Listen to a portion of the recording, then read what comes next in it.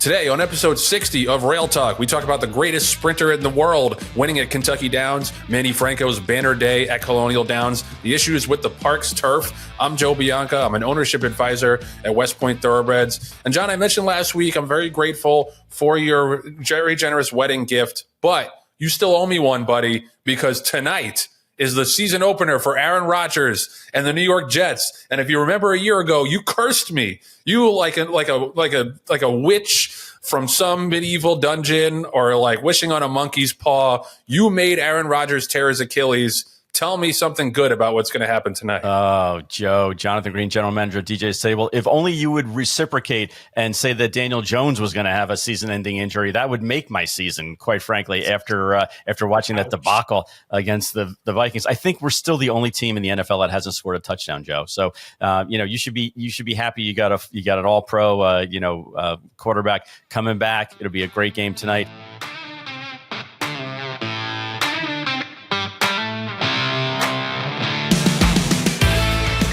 So it's not often that a turf sprinter is the most exciting horse in America, but I think that's the case right now, and he proved it again on Saturday.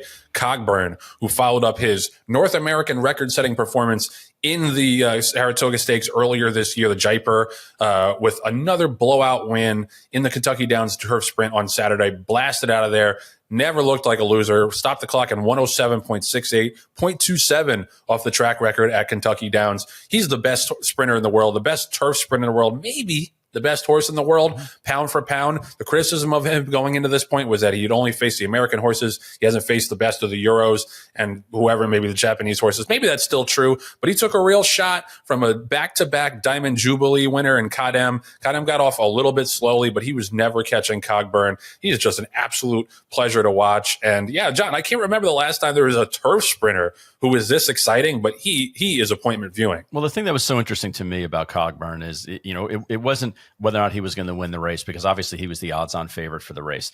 But there was, 6 furlongs, question mark, undulating turf course, question mark, a lot of speed in the race, even if it wasn't necessarily his kind of speed. And the horse hadn't run in 3 months and ran a 107 and a 111 buyer going into the race. And basically, there's a lot of reasons why you could say, well, he probably won't win this race, for all these reasons, other than the fact that, there's 11 other sprinters in here that could get in his way. And all Cogburn did was say, proverbially, hold my beer. He went out there and went gate to wire, which again isn't necessarily his forte. That's not necessarily the best way that he races. He used to, usually sit off it and make a run. And you figure going 3/4, he was definitely going to sit off it. But that's not the way the track bias was. That's not the way that IRAD wanted to ride him, who incidentally is undefeated, on him this year. And basically knocked off whatever rust that he had in the pre-race and went rocketing from the gate and won the race. Joe, he could have won the race by 10 if he really wanted to, but he throttled down, left some in the tank, and I would have to believe that the horse is going to go right from this $2 million race right to California. There's no reason to run him in between. He's got enough points winning the Jaipur. He's got enough points, where he's obviously, the best turf sprinter, I think, in the world. And we've talked about that before. But it's going to be, must viewing come Breeders' Cup Day, come that first Saturday in November, as to whether or not Cogburn can continue his streak. That now it's 3 in a row. Could it be 4 in a row and remain still undefeated for 2024? And then, watch as he goes off into the sunset and becomes a stallion. But to me, there's not a faster horse in the world right now. And again, kudos to Not This Time for producing, we talked about it before, but the fastest turf sprinter in the country, maybe the world. And he's got the fastest, distance marathon horse in the world in next. So, again, Not This Time, just burning it up on both sides. And that's why he's got so many horses in book 1 of the September sale. Yeah, no, that's what's so fascinating is that really proves it. The fastest 5 furlong horse and the fastest, 12, 16 furlong horse in America. That shows his versatility, dirt, turf. He really is such a superstar stallion and just keeps getting better and better. And yeah, I don't think that there's a horse that can beat him, period. But 5 furlongs at Del Mar on that speed favoring turf course, man, unless he breaks slowly, Right. to me, he's probably the cinch of the weekend. I know we got a lot of time. We still got 2 months, a little bit less than 2 months left till the Breeders' Cup. But man, he is an absolute superstar and great to watch. I wanted to kind of branch out and broaden this conversation a little bit to the Kentucky Downs meet as a whole. And I don't know about you, John, but there's just something a little off about these races giving out so much money. I think about a horse like Jackson Traveler, West Point stalwart. It's been running forever. He's a stakes winner at 2, 3, 4, 5, and 6, and he's still at like $930,000 in earnings. And you go and win one of these, I'm sorry, but shitty 2-year-old stakes at Kentucky Downs, $600K in the kitty. Some of these older horse stakes that you really don't even have to run like more than like a 90, 95 buyer for, $1.2 million in the bank. And I don't know. I guess it's a good betting product, although the first half of that meet, the turf course was insanely speed favoring. Yeah. Unbettable. Mm-hmm. How speed favoring that course was, because it was one of those things where there's a lot of speed on paper and you got to like close your eyes and guess which one's going to go to the front, because that's the horse that's going to win the race. So I stopped betting. It got a little bit fairer over the weekend, and I think that's an angle going forward. Any horse that made like a big closing kick and didn't win in this meet, I think is worth betting next time out at a decent price. But I don't know, it just seems so artificial to me, John. Like this money that they're giving out, like it's not proportionate with the level of competition that they have at that track. And maybe you say like that's how you build stronger competition, is give out that big money. But I don't know. It's so out of proportion from the rest of the stakes calendar and the rest of the purse money handed out in these big races in America. It doesn't, unless you have a horse like Cogburn who is crazy exciting, it just doesn't get the purse. It doesn't get the pulse going for me. And I think it's going to inflate a lot of bankrolls for a lot of like meh horses. Yeah, I guess the thing that it makes me scratch my head about that comment, Joe, is that obviously when you have these horses and they really only have a shelf life of a certain period of time, they have an expiration date on them. So the opportunity to maximize how much they can earn on a softer turf course, I think, is a positive thing. I understand your argument about, hey, it's really disproportionate when you have a weekend where they're giving away $12 to $15 million of stakes purse money, not to mention the undercard races. And, the Kentucky Derby is what, $6 million? And the Preakness five. Yeah, I think they were going to raise it to 6. And the Preakness, and you have all these major races. I mean, hell, you have 80 something % of the Breeders' Cup races that are at $1 million or $2 million, and they wouldn't even make the undercard on some of these weekends at Kentucky Downs. So I understand that it's disproportionate in that sense, but I think it's a great opportunity for owners and trainers and jockeys to boost how much you make for this small meet. Because I know, when we go down to the championship meet at Gulfstream, for example, the purses aren't good at all compared to Turfway or Oaklawn or, some of the other winter racing, yet the competition's off the charts.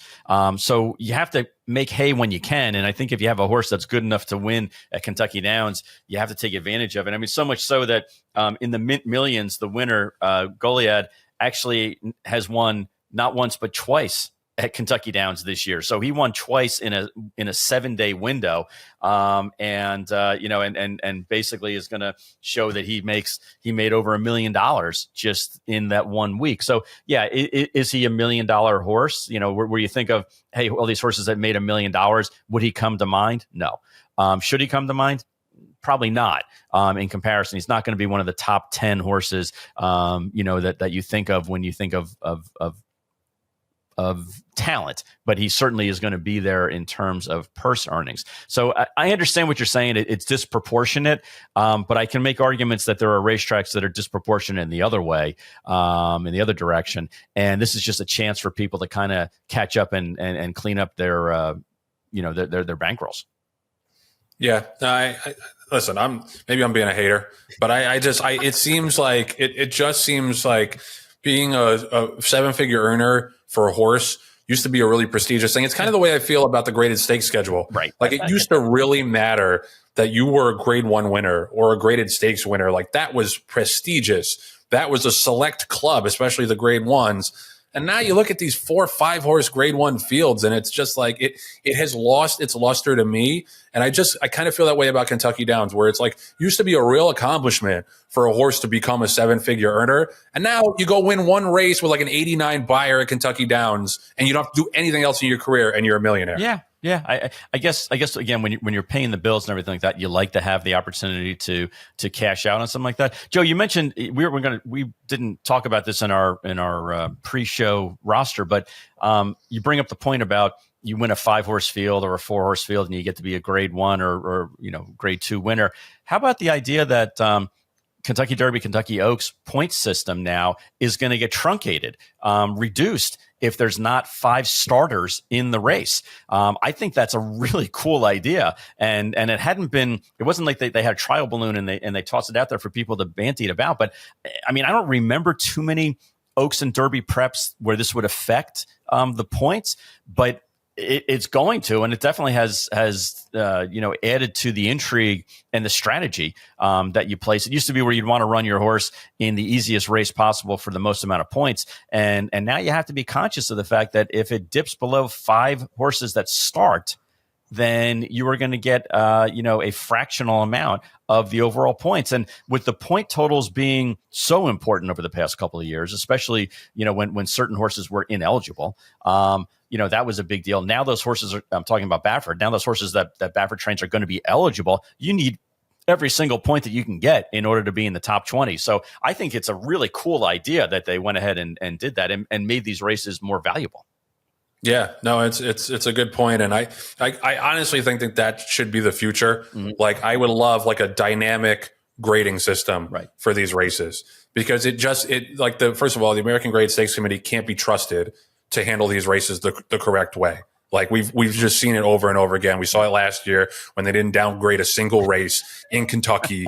It's just like, come on, like it's plainly ridiculous. Yep. So I honestly think that would be a great way to make sure that the races are as prestigious as their namesake or as their history is. Listen, if this race has fallen out of favor, like, I think about a race like the Shuvi at Saratoga. Used to be a pretty prestigious race, was a grade 2, has a 4 and 5 horse field every single year now. Coaching Club American Oaks, 4 and 5 horse field every single year now. And it just doesn't make sense to me to be littering the catalog pages of all these horses with grade 1 and grade stakes black type, when if you click on the freaking race, the horse ran against 3 tomato cans. Like, I just think that I don't know. It's a more general problem because we simply don't have enough horses to fill a lot of races in America. So that's kind of the root of it. But I don't know. As a fan, as a bettor, I'm just kind of tired of looking at these races where either there's way too much purse money for the talent that's in the race,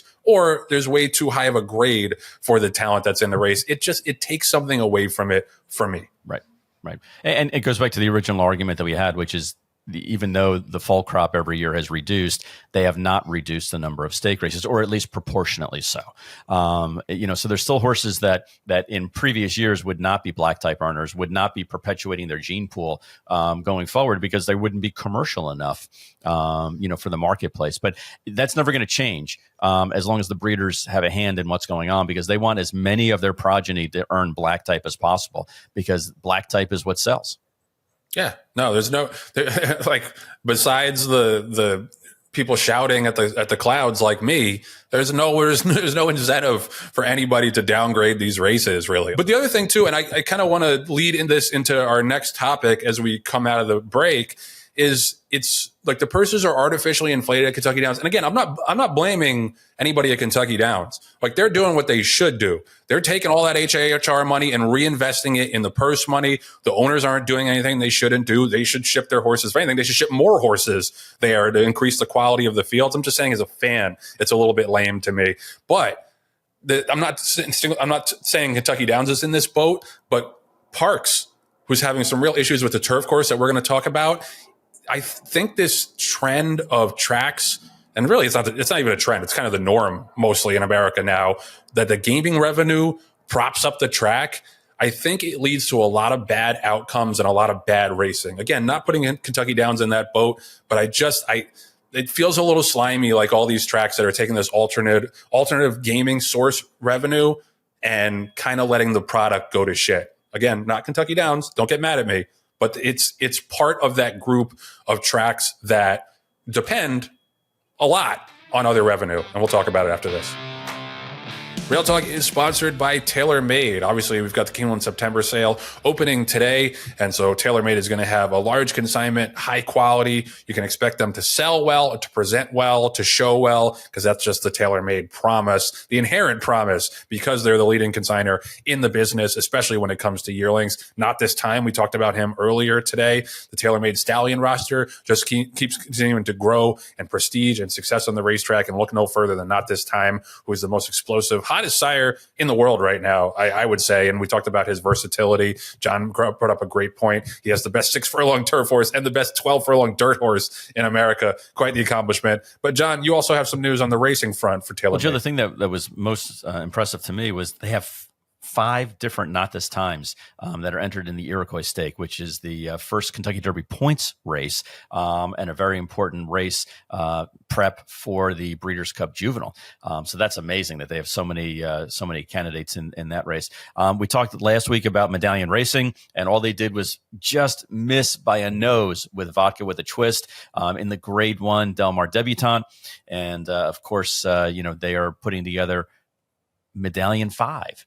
For those of you who want to buy some, pre-proven racehorses as well. And Joe, I got a little anecdote for you that I didn't actually mention to you in the pre-show, but we were going to have a number of horses as yearlings sell through TaylorMade at this upcoming yearling sale, and every year they go ahead and they do pre-sale scopes and pre-sale x-rays just to make sure that the horses are coming in and they're coming in sound and that everything is being done properly, and that way they can sell these horses with the utmost confidence. And one of our horses actually had a problem with the x-rays, and they said to me, John, instead of, I know this is going to be a high ticket item, he's a Medallia colt, instead of putting him in the sale, we think that you should give the horse 90 days, 100 days, let them grow up, let them continue to fill out, and not be under the high pressure of a sale. And then if you want to bring them back as a 2-year-old, sell them as a 2-year-old. Obviously, it won't be with us, or you can race them. And I thought that was really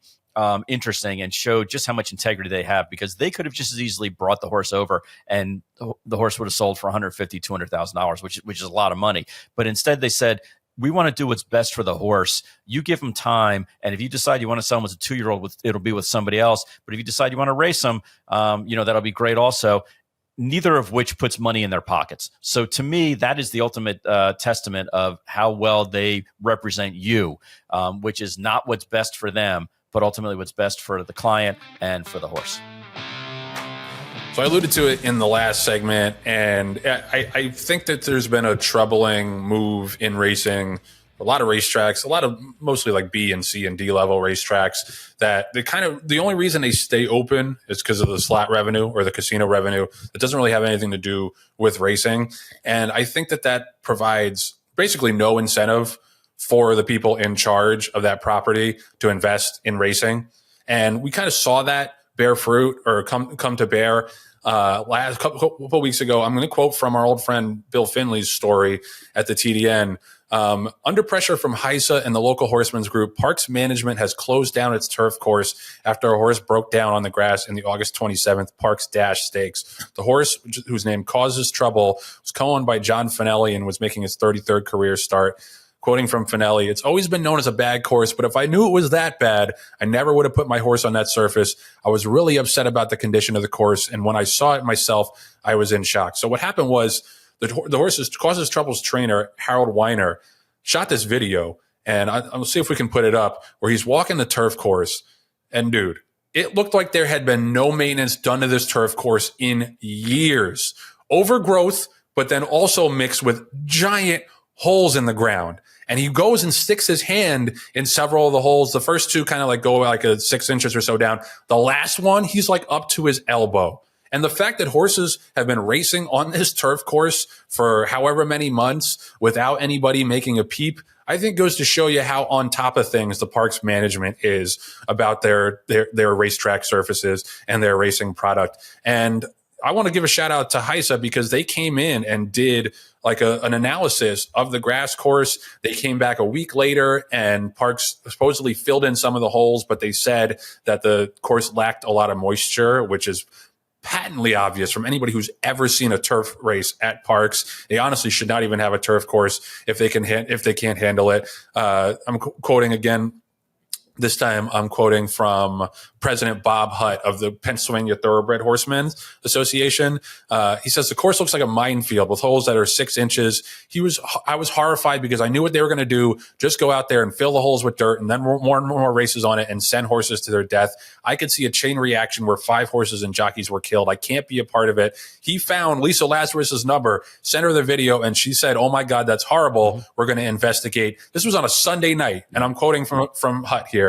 Everybody has problems with Heisa, but on this particular case, the fact I was able to reach out to her on a Sunday evening and she got back to me means that she's responsible for saving many horses' lives. If it weren't for her, they would have said, the track's okay, who the hell is Bob Hutt? And they would have kept on running turf races. I don't doubt that for a second. And I don't think this is an isolated incident with the Parx turf or the Parx dirt or Charlestown or Penn National. And I've just seen so many tracks that have artificially inflated purse money continue to run horses into the ground, especially cheap horses. And no one really does anything about it. John, I'm curious, you guys left Parx, so you must have a pretty, strong opinion on this. Maybe not the turf course specifically, but just the way that track has been left to rot because they don't give a shit, it seems. They got the casino money.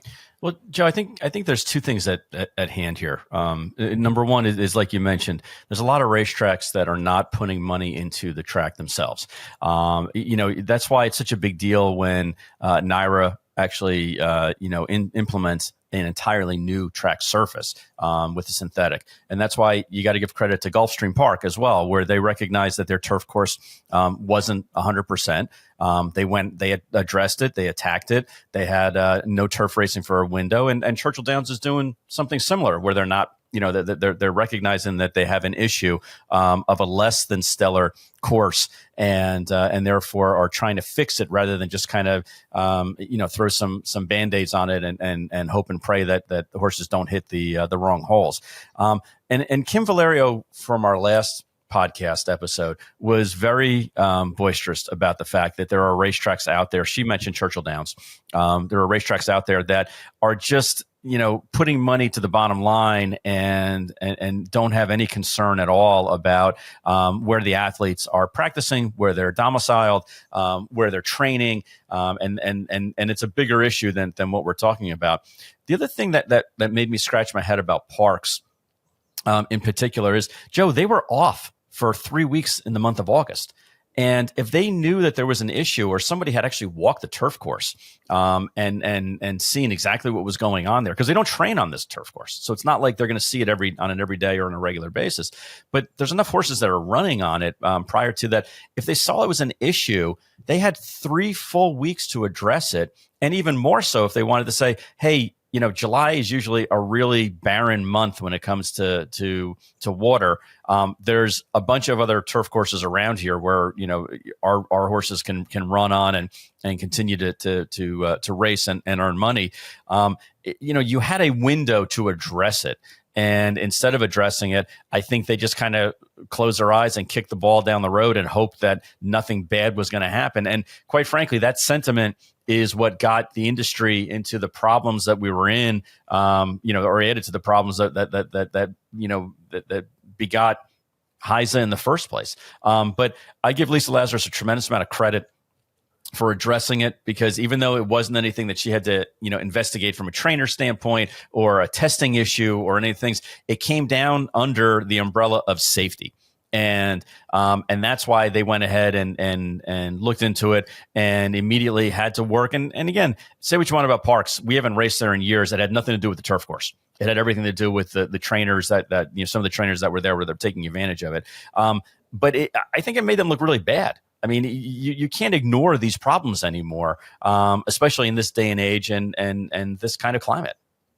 Yeah, well, and it's just it goes to show you why you have to have an adult in the room, why you can't trust this industry, or at least significant sections of it, to police themselves, Right? Because they won't do it. No. And you think honestly, if Harold Weiner had not gone and shot that video on that turf course, they would have shut down turf racing? Absolutely not. Right. They would have kept trotting horses out there. And like John Finelli said, several more might have broken down. Right.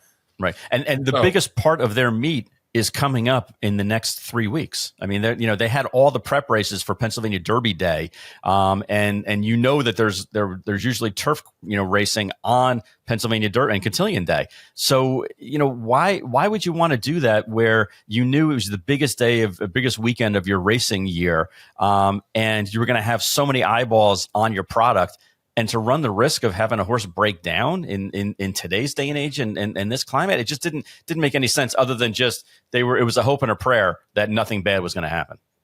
Yeah, no doubt. And, I'm now quoting from the DRF story. So now Parx is trying to reopen the turf course in time for the Pennsylvania Derby card. Basically, the statement said that the irrigation system at Parx had been, quote, down for maintenance at the time the course was inspected on September 2nd and 3rd. That's when HISA went back to look at it and said it was noticeably dry. It says now the system was operational by September 4th. Wow, what a coincidence that it popped back up and was operational the day after HISA left.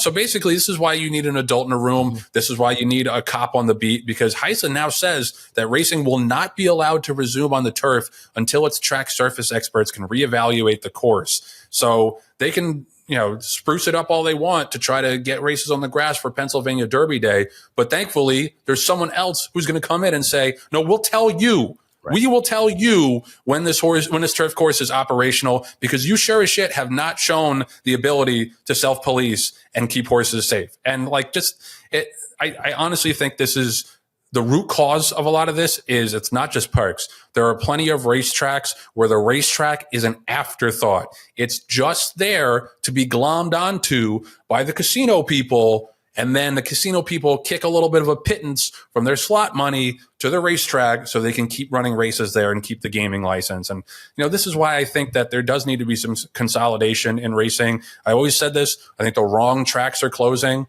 Arlington Park, Hollywood Park, Calder. There are plenty of other tracks that if it weren't for that slot revenue, couldn't stand a chance of surviving on their own business model. And to me, Parx is one of them. And it's a real shame that a trainer had to have a horse break down and then scan the course and show the world what they had let happen to it.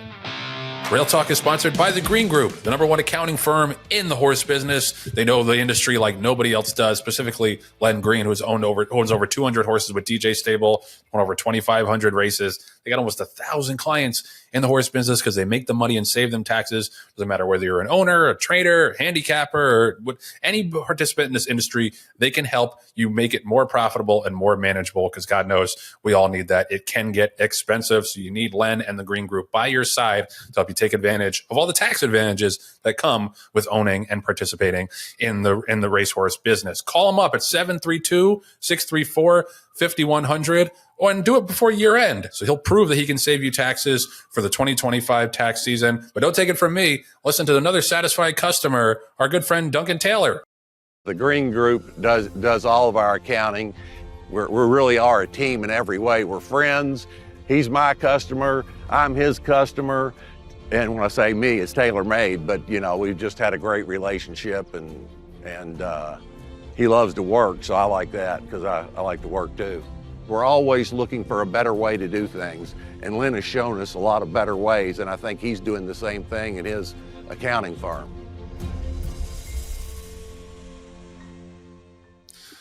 Thank you, Duncan. And if you want to be helped like Duncan and so many others in this industry have, call up Len Green at, what's that number, Michael? 732-634-5100. Or hit them up at greenco.com. They'll help you out. Do it soon. Tax season will be here before you know it.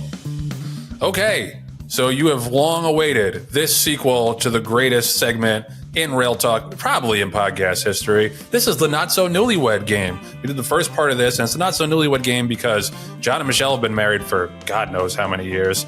30 something, Over 30. probably. Over 30. Yep. Over 30. And Meg and I are not quite married yet, so neither of us are newlyweds. But it's a fun exercise, as the original game was, to see who knows their partner better. And this was the brainchild of our ultra-talented associate producer, the Preach-Geisha herself, Julia Agresta. Hey, Jules. Hey, guys.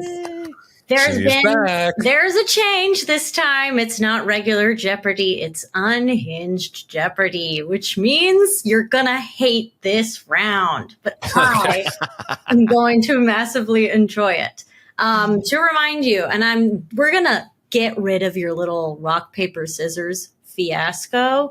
I'm just going to make an executive decision and say that Joe gets to go first this week because he is getting married. Okay. So Fair. you are going to get to choose any of the options on the board. You have rank 'em, fan favorites, this or that, speed rating, and psychotic potpourri. I will let you know, rank 'em. In this section, you're going to rank items in order of personal preference. The first one that you say will be the most preferred. Third would be the last preferred. Speed rating, I'm so sorry. This one is a nightmare. So for speed rating, I have asked. He's up with the hard sell. I'm going to have fun with them. On speed rating, you guys are going to have to be really in the minds of your ladies because I've asked them to rank these items from 1 to 10, but they cannot use the same rating twice. So good luck. Probably avoid that column unless you're fun and you want to try. Whatever. Okay. I had fun making it, and that's all that matters. Yes, good. You are the main Hey, character Jules, here. stay out of sales. That's all I have to say. Sales. That's okay. I win him over with my personality. What is psychotic potpourri? Potpourri. That's correct. That's how you say it. Do you order a Pinot Grigio when you go to your steak dinners as well? Oui. Some filet mignon? Filet mignons. Psychotic potpourri. This is all you need to know. Yeah, Figure it out. self-explanatory. But reminder, whoever asks the questions gets an added 50 bonus if you get it correct. So if you want to gamble and go for a 500-er, you better hope that you know the answer. Otherwise, you lose that 50 points. If you get it right, you add your points. If you get it wrong, you lose those points. Let me remind you, the current standings are Joe 0, John -350. Way ahead. Woo! Way ahead with 0. Both of you get the option to respond. Joe, what do you want to play? Let's do fan favorites for 400. Fan favorites, 400. What is your partner's favorite cooking tool? I don't know. Why would you? Yeah, why would I know this, Welcome Julia? to Unhinged Jeopardy. Have fun. She got okay. Does she got this, DoorDash count as a cooking tool? This is The like mind. this is like a pet peeve of mine. Is like she never chops like the sausage and stuff up finely enough. So she got like a meat chopping tool to mince it. Okay. I'm gonna say the mincer. Okay, that's creative. I like it. I'm going to say it's the blender. The Michelle says the star teaspoon, and Megan says the tongs. The very Wow, simple. she's a tongue girl. Her classic tongs. The star Let me see teaspoon that tongue. isn't a cooking tool. It's actually a utensil. It's flatware. I want to see the topic. All right, I'm going to go with psychotic potpourri for 300. Oh, wow. How many Lord of the Rings characters can your partner name without research? For an added bonus, can you name those characters? I'm going to say 3, and it's Bilbo, McLovin, and You're only hurting yourself. and the White Walker from. Those are the 3 that I know. I'm going to say 3. This is either 0 or 1 for me. I'm going to give her a little credit and say 1 Gollum. Michelle can name 3.5. Well, Megan, all right, I Wow. got that because you can have the 3. Okay, Sure. yeah. Megan All right. knows 2. Wow. So Did I get Megan any of the knew, 3? Did I get any of the 3 right? Megan knew Frodo and Sam. Oh, Okay. she knows more than me now, dork. Michelle said Gandalf, which I guess is the White Walker.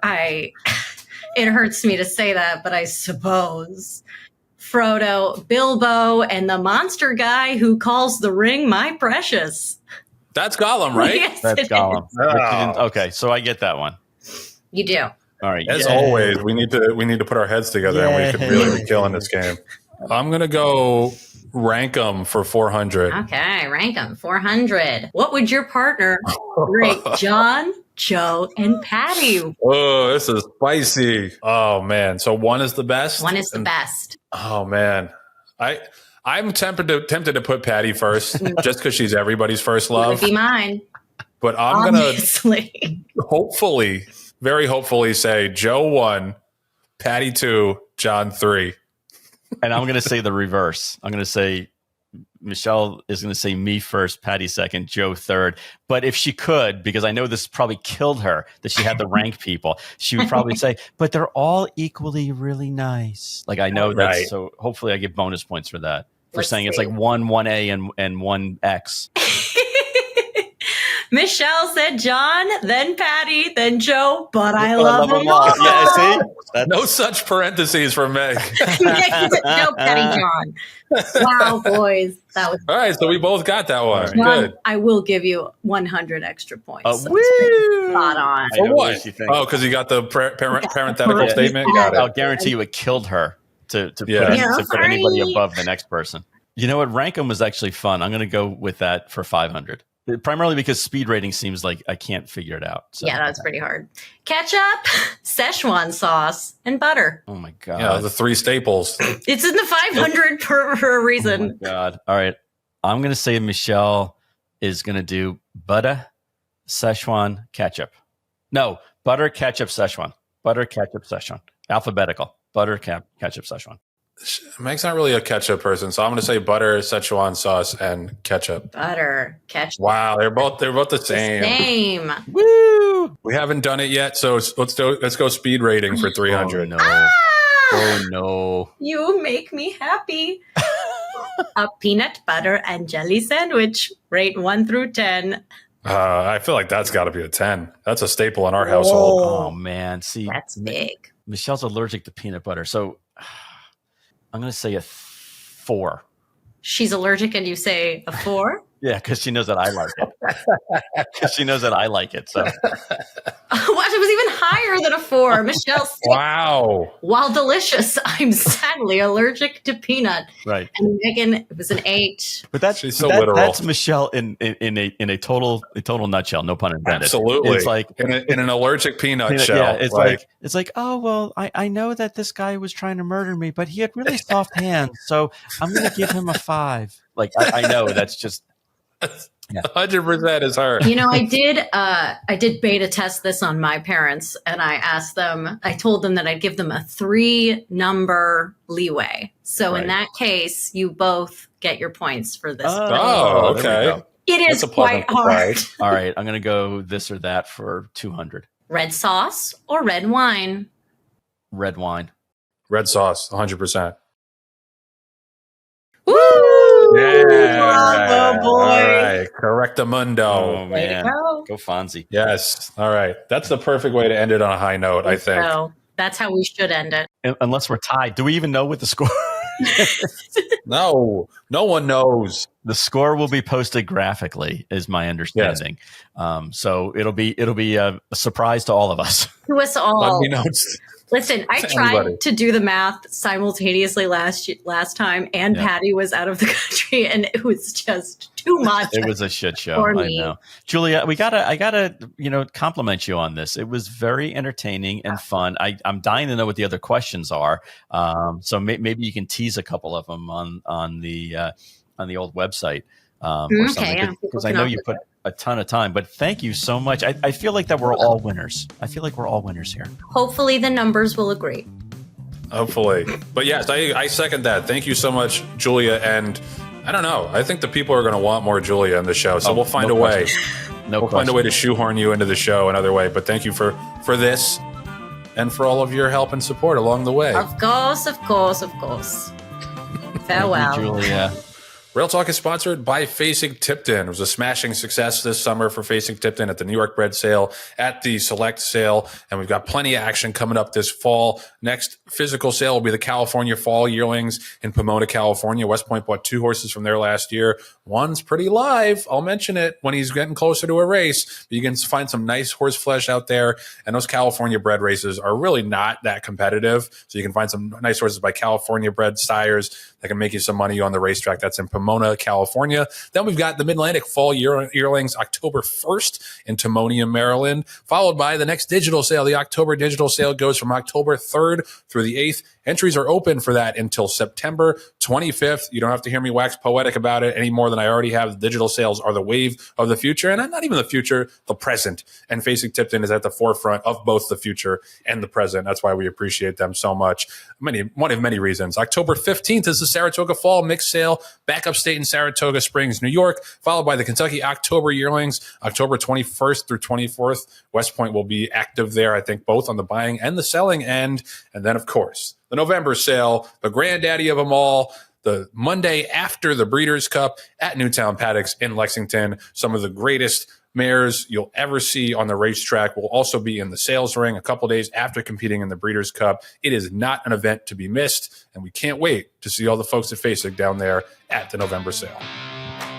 I would be remiss if I didn't mention this. It honestly could have led the show. This is how much that he meant to me in this business. Chuck Simon, he retired from training in 2019. He passed away on Sunday at Saratoga after a bout with cancer. He was 57 years old. He had gotten sick recently, and I think it was like a couple months ago. And it was devastating news at the time that he had gotten sick, and it's obviously even more devastating now that he's passed away. Go on racing Twitter. Normally, I don't suggest anybody goes on racing Twitter, but go on racing Twitter and search Chuck's name, because you'll see the impact that he had in this business, the people that he touched along the way. He was one of the sharpest critics in this business. His podcast with our friend Barry Spears, Going in Circles, was an excellent, incisive podcast. And usually we don't give shout outs to other podcasts, but they were the exception there. They really did a great job. And Chuck had a passion for the game, but he also was no nonsense. And he was an inspiration to me in that way. He proved to me that you could have a platform and not button up and not sugarcoat things, and you could still be successful and still have an audience in this business.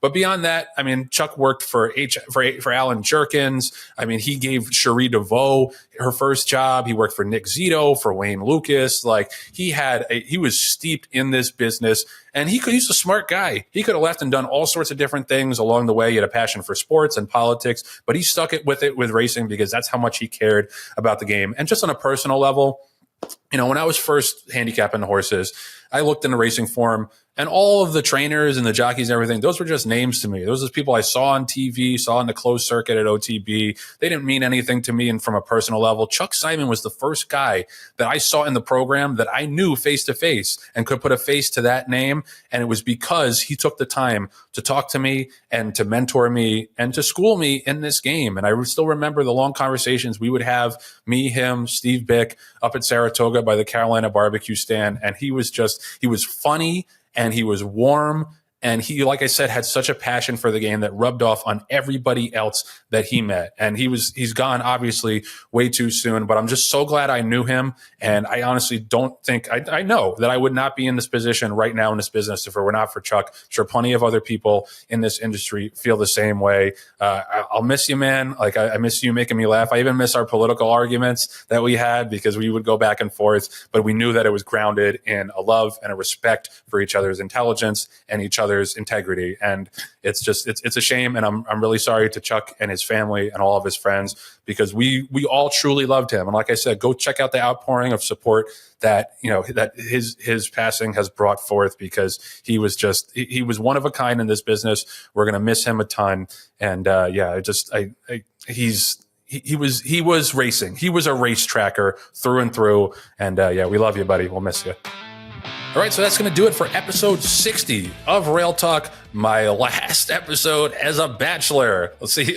I'll be back next week, ring in hand. So thank you to everybody for their outpouring of support. Also wanted to mention, we thank Julia Agresta for the Not So Newlywed Game. We also have to thank Michelle and Megan for participating. You know, it was a steep list of questions, and they were good sports, and they played along. So thank you so much to Michelle and Megan. One thing's for sure, one thing we can agree on, John, they're both keepers. At this stage, I don't have a choice. But yes, no, they are both keepers. All right, and you had to ruin it. Anyway, just to keep along on the more serious note, Michelle and I couldn't be happier for you and Megan. We genuinely are so excited for you guys and for your nuptials and for your lives together, and we can't wait to see all the things that develop over the years of your love and friendship for each other. And I'm proud of both of you and excited to see what goes on, and also just can't wish you guys enough goodwill and enough love from us. Thank you, my man. And we'll be talking on Saturday after Sandman's race, I'm sure. So thank you to John. Thank you to our producer, Patty Wolf. Thank you to our associate producers, Julia Agresta, Nathan Wilkinson. Thank you to you for tuning in. We'll see you next week back here on Rail Talk.